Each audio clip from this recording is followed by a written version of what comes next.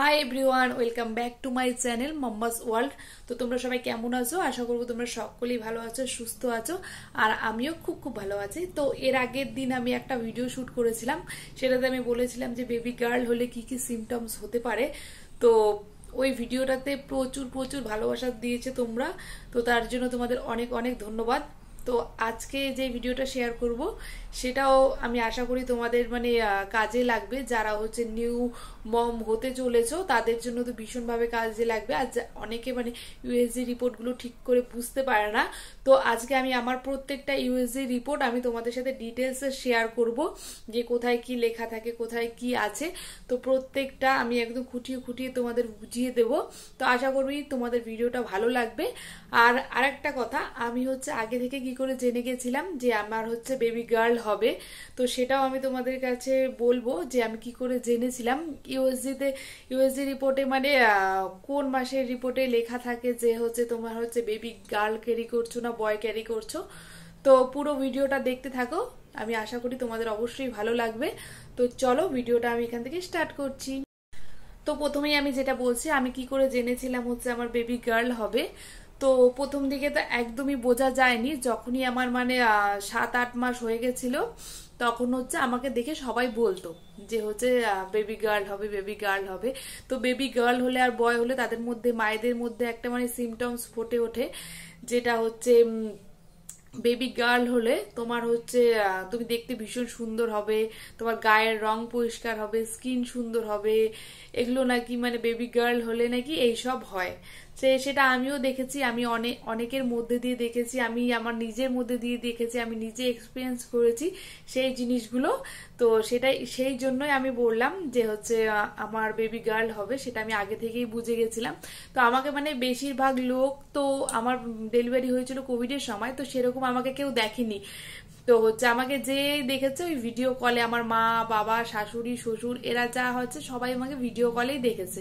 কেউ হচ্ছে সামনে থেকে কেউ দেখেনি, কেউ সামনে ছিলও না। আমার ডেলিভারির সময়ও কেউ আমার সঙ্গে ছিল না। তো তখন আমার শ্বশুর শাশুড়ি এসেছিল আমার এখানে, বাট হচ্ছে সেই সময়টা আমার সঙ্গে কেউ ছিল না, বা ওই কয়েক মাস আগেও আমার সঙ্গে কেউ ছিল না। আমি পুরো প্রেগনেন্সিটা একা কাটিয়েছি।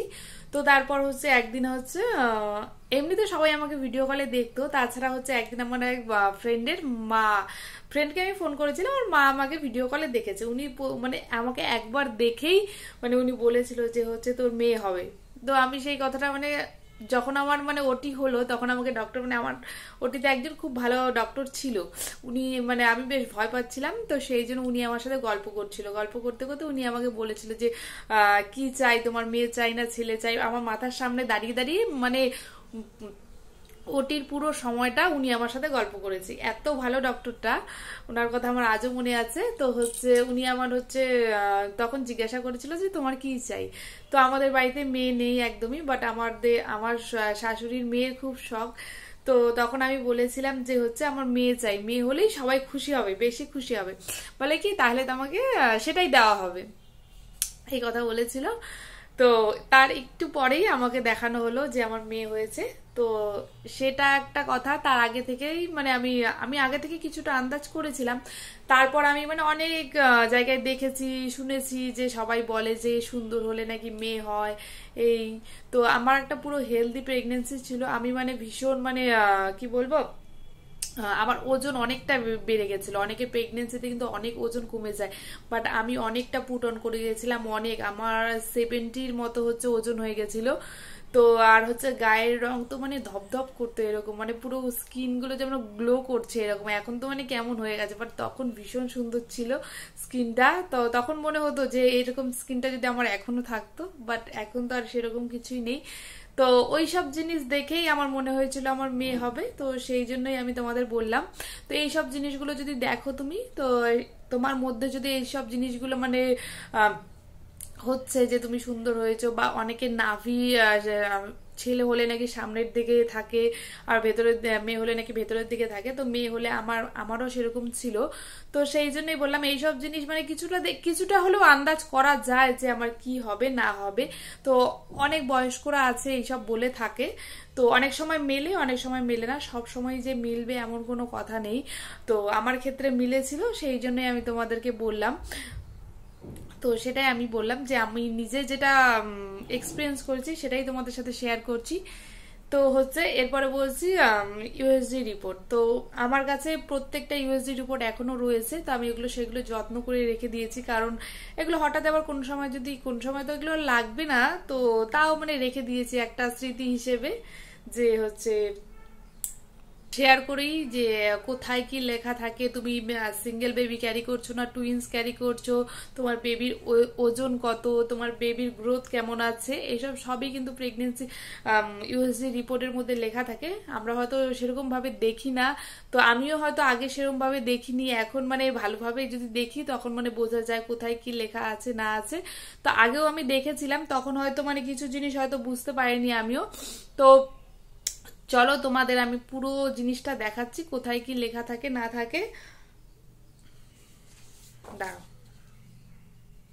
দেখো এটা আমার হচ্ছে ফার্স্ট প্রেগনেন্সি রিপোর্ট। আমার হচ্ছে কিন্তু এটা হচ্ছে HR যেটা হয় সেটা এখানে আমার 133 ছিল, 133 BPM ছিল।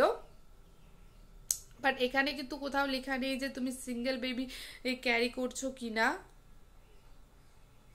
ক্যামেরা করে দেখাই তাহলে তোমরা ভালো বুঝতে পারবে। এইভাবে সামনে ক্যামেরার সামনে মানে ঠিক বোঝা যায় না, মানে উল্টো উল্টো লাগে। তো চলো তোমাদের সেটা আমি ব্যাক ক্যামেরা করে দেখাই, তাহলে তোমরা ভালো।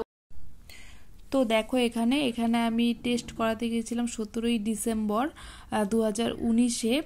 আর এখানে দেখো আমার প্রেগনেন্সি আমি কনসিভ করেছি কবে, 8/10/2019।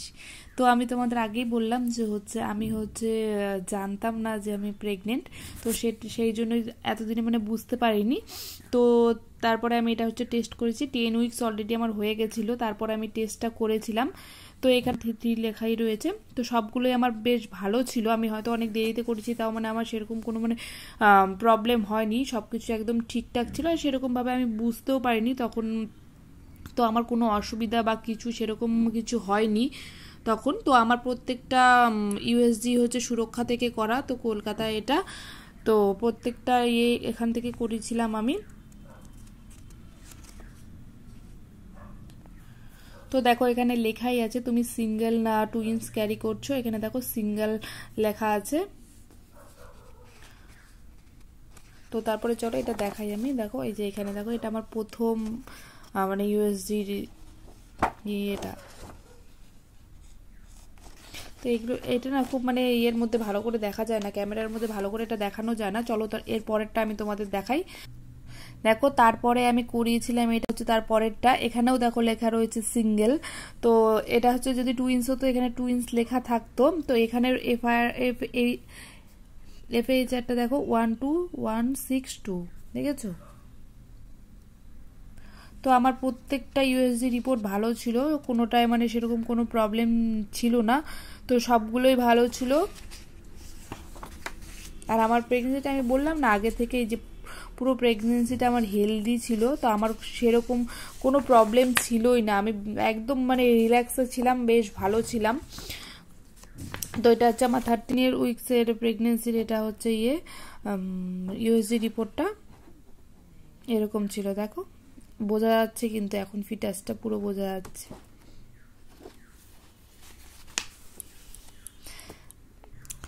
প্রত্যেকটা ইউএসজি রিপোর্টে কিন্তু সবকিছুই লেখা থাকে, ভালো মতো দেখলে তোমরা অবশ্যই বুঝতে পারবে।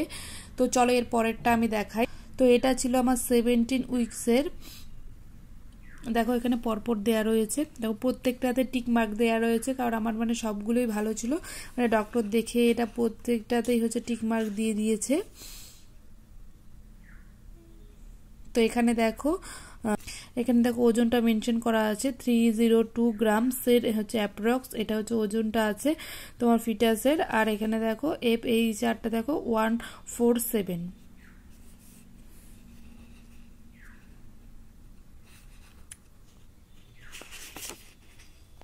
তো এই দেখো এটা ইউএসজি রিপোর্টার। তো কিছু কিছু রিপোর্ট আমার হচ্ছে অশোকা থেকেও করা।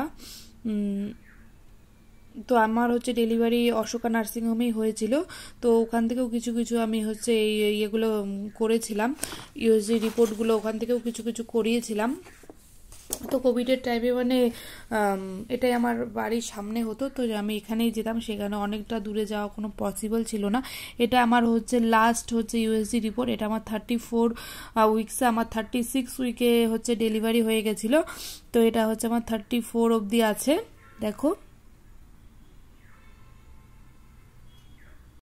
তো এই ছিল আমার প্রত্যেকটি ইউএসজি রিপোর্ট। তো তোমাদের সম্পূর্ণ আমি দেখালাম। তো আশা করি তোমরা বুঝতে পেরেছো, তোমাদের কিছুটা হলেও হেল্প হয়েছে। তো এগুলো সব আমার অশোকা হচ্ছে ল্যাবরেটরি থেকে করা।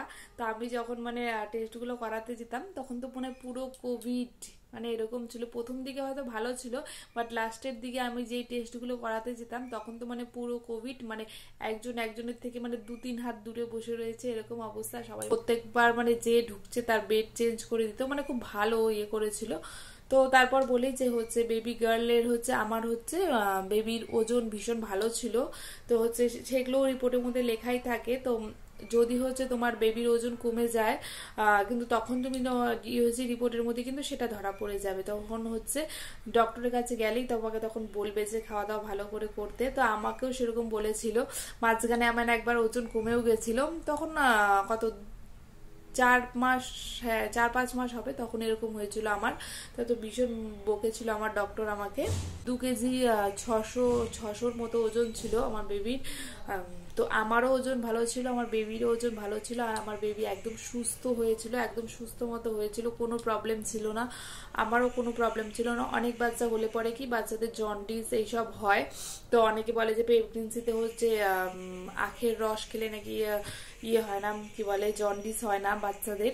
তো সেটা আমি শুনেছি অনেকজনের কাছে। তো আমি হচ্ছে খেয়েছিলাম লাস্টের দিকে হচ্ছে কিছু অনেক দিন, তখন তো কোভিড ছিল, সেরকম মানে বাইরেও যাওয়া হতো না, আর কোথায় কি পাওয়া যায় সেটাও মানে একটা মানে কোথা থেকে ওই আখের রস নিয়ে আসবে খাবো, তারপরে কি হবে না হবে।